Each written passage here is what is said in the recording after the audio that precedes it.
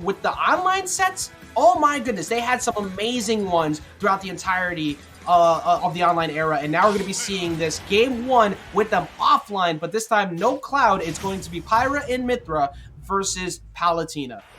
All right, and with the start on Pokemon Stadium 2, I think this makes a lot of sense as far as character control is concerned, because the speed of Mythra is going to allow a lot of frequent trapping of the jump-ins that you expect from Palutena. I brought this up earlier, where a lot of fear that comes from this character is from her aerial tools. But once she gets those heels in the air, that's a commitment. She has to come down eventually. And Mythra is fantastic at punishing any character in this cast for getting into the air. Exactly. I mean, that's pretty much what they both do, right? Like, and you're already seeing Spargo refusing to commit to any type of jumps out of short hop, because what does that do? That just opens up everything for Palutena. And now that you got Chag up to 99%, you bring in Pyra, hopefully to get that straight down there, which is looking for it right there, or catch yourself one of these strong aerials at ledge to just take it out. But you're forced to switch back to Mythra here. Are you going to be able to make that back? No, you aren't. No, you aren't. Having to rely on Pyra to net your kills is going to be a very high gamble for Spargo, because once you get in the air with Palutena, all of a sudden those punishes are much more lethal. She doesn't have that airspeed. She doesn't have foresight. She doesn't have photon edge. None of these okay tools to come back to the stage. Not even good tools, just okay tools.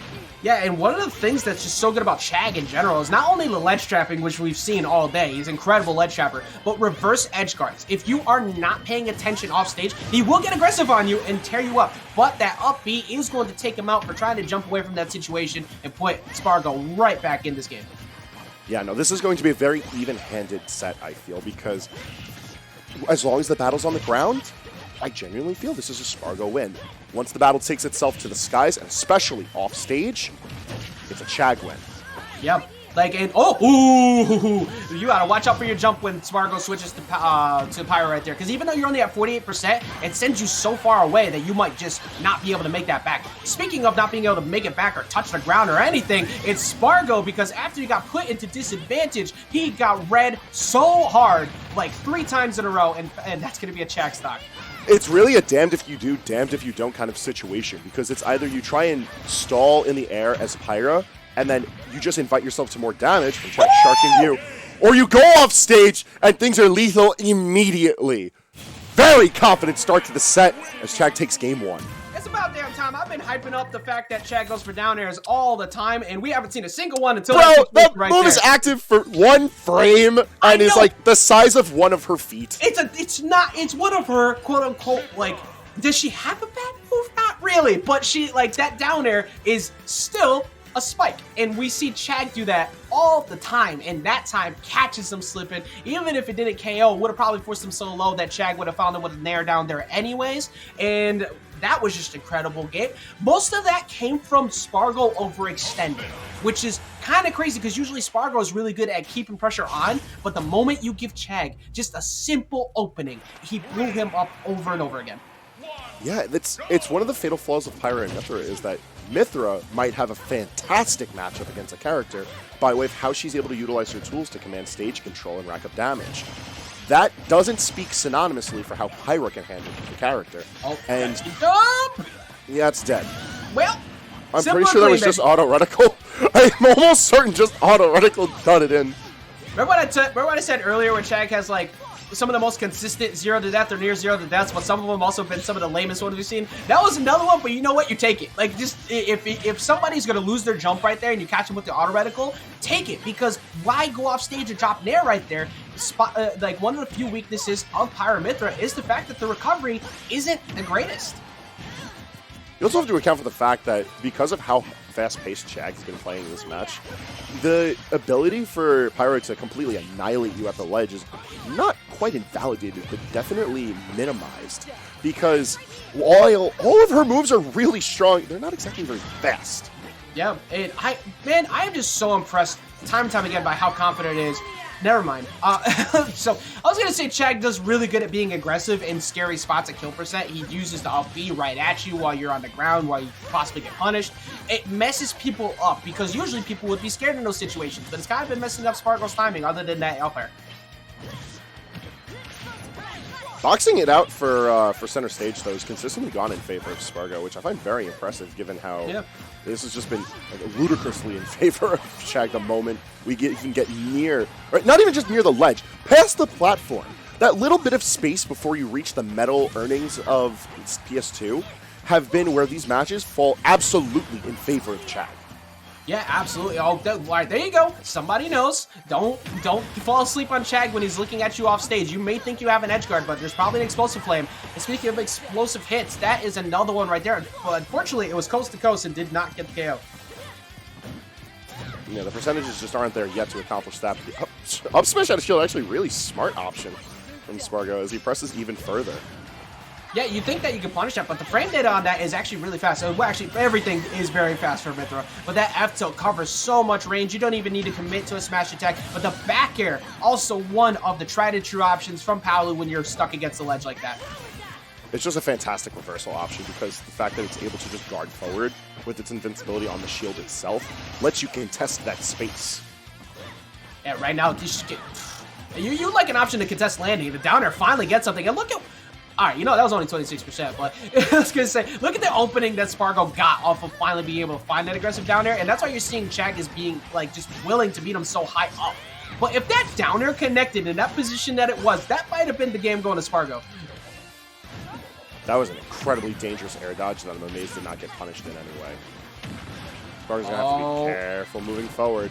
Yeah, this is it. This is where things go. Oh, wow, the hard call on the... Get him out of here! Up, and then just dash attack as well on the platform, tearing him up again. This is exactly what we talked about before. When Spargo overextends or does something that is a little bit unsafe, Chag has met him in kind. It's like, I'm not going to let you press those buttons for free. I'm not scared of you, bro. And you want to know something? Even though that game was fairly more even than game one, it still spiraled out of control the moment we stepped near the ledge. Chag's confidence in his ledge control, as well as ability to juggle and force the battle off stage or at the ledge, has made it almost look trivial.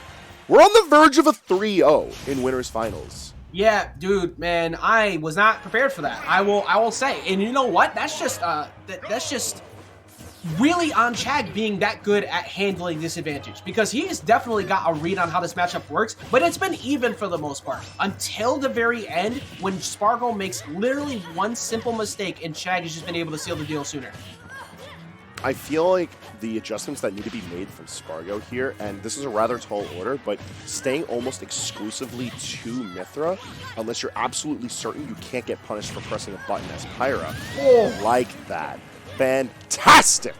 It's like you just wrote like a whole script out on how to win, and honestly, that's what you need to do. Because when you have a character with the frame data like Mythra, who could just get in, even though it may not be the biggest damage overall, if you prevent your opponent from playing the game, you're kind of in a good spot. So great job getting that first stock right there. So far, though, hasn't touched him since he's left the Angel platform. Never mind, I lied. You say it's just a couple of hits in there managed to do just that. And that's one of the values of Mythra. Like, yes, she might not have a lot of damage on board. In fact, you've highlighted a couple of times now where, like, a lot of hits just don't really amount to much. But they steal stage control away. They give you that opening to safely switch into Pyra and all of a sudden be able to really be a threat. Like, look at this. Sitting in a situation where we're almost two stocks up. In fact, we are with the up air. Dude, oh my god, like, Chag would have loved to switch out of this game. Like, he got hit by, like, 3 side Bs, got blown up at the ledge, kept getting called out, and this is what we're used to seeing out of when Spargo takes off. And now you gotta potentially look at another down at the ledge, but the very aggressive, remember I said before, I'm so impressed by how aggressive he is in spots where he probably could die. He just jumps right up in front of him there with no fear. But luckily for Spargo, he's still holding on to this lead, and he's gonna close the game. Yes, he is. That's a 3-stock. We're not seeing the 3-0. Spargo wasn't having none of it tonight. When you need an answer, you throw hands. You go ahead and respond in kind. That was a 3-stock answer coming in for Spargo there over Chag. And now we'll see if Chag can adjust at all, because that game, I felt like the first 2 actually didn't even happen. Then, honestly, that's what I was looking forward to coming into this set with game 1, is because when you're playing as Mythra, you have the ability to absolutely move any character to the ledge. You have that ability to juggle them. You might not see the damage in tow for it, but you'll have enough of that control that over time, that damage racks up, and then all of a sudden, you don't have to worry about Pyra having less than stellar neutral tools, especially against the likes of Palutena. You just need your hit confirm or your kill. I'm a little worried here for both of them. We're going to Lylat. I can only imagine that this is probably not a great stage in terms of recovering for Pyra Mythra, but for a good thing for both of these characters though is this the way the layout works on the center stage. It's very easy for both to get massive combo extensions off of those platforms. Definitely. This is another really heavily favored to Mythra, not so great for Pyra stage, but in general I think a really strong pick for Chag to be able to properly zone, because he doesn't have to commit too hard to controlling all of this space, and where the wings dip on Lylat Cruise gives a very defensive plateau for Palutena to just cover safely. Also, I think I'm curious to see how this interaction works, if it's similar to the same way it happens on Yoshi's, but Pyra's side B, blazing in on angled ledges, doesn't actually hit the ledge anymore. So that could be a big part of why we're seeing this counterpick out of Chag. It takes away a ledge trap option, and it also makes it a bit harder for Spargo to recover. Yeah, I think just finding the mark with fire is going to be really important for Spargo, just to be able to just knock Palutena away. Even if it doesn't get the kill, just get her off the stage, because Chag is going to be able to play comfortably from center stage or the ledge, off the plats, no problem. But there we go, an excellent catch going to be leading Spargo. That was just a good call, because that was literally separated by 1% up to that point. It was 140 to 141, and Spargo finds it, nets himself some good pressure, looking for maybe a jump from Palu off the ledge in that situation, trying to go for the early down air. But still, you know, we were talking before about how you want to stay Pyra forever, right? But it seems like Spargo has continued to gain confidence in actually fighting this Palu, even at the lower percents. Yeah, he's making it work. It's not like Pyra is a bad character. Not by any means. But when it comes to what makes Palu a good character, Palutena is able to outperform a lot of characters on the ground by value of her own speed. And then, once again, dash attack and back air being able to navigate around those slower buttons. So it's a harder battle ahead for Pyra, but it's certainly not impossible. Yeah, it's been very good DI as well on Chag to be able to live a lot of these up Bs. We've seen quite a few times where he's kind of been able to get away where most people would have died. And now that shield getting very low, but this is a good position for Chag. Can he catch the down tilt at the ledge? Nope, just misses it and also misses out on the ledge trap. So Spargo is actually right back in it. He's forced to have to take another edge guard. Yo, remix, man. Bring me to the other ledge. Do it again. Run it back. Ooh, not like that, though. Spargo finding his hit, but not the kill just yet. Yeah, although, Nair I was just about to say, damn near anything at the ledge is going to be finding its mark to kill. Nair's the one to do it, and that's a stock lead. Once again, AJ, I think we're on the verge of a Game 5. I think so, man. I think that was also very good mental awareness from Spargo to go for forward throw in that position, because even though Pyra and Mythra don't have a KO throw, you want to go for positional advantage, and he was able to use the Nair, and now he's looking for a jump or something. This ledge trap is continuing. I think you might be right, man. It is sure looking like so far that we might be seeing some more Smash Bros out of this set.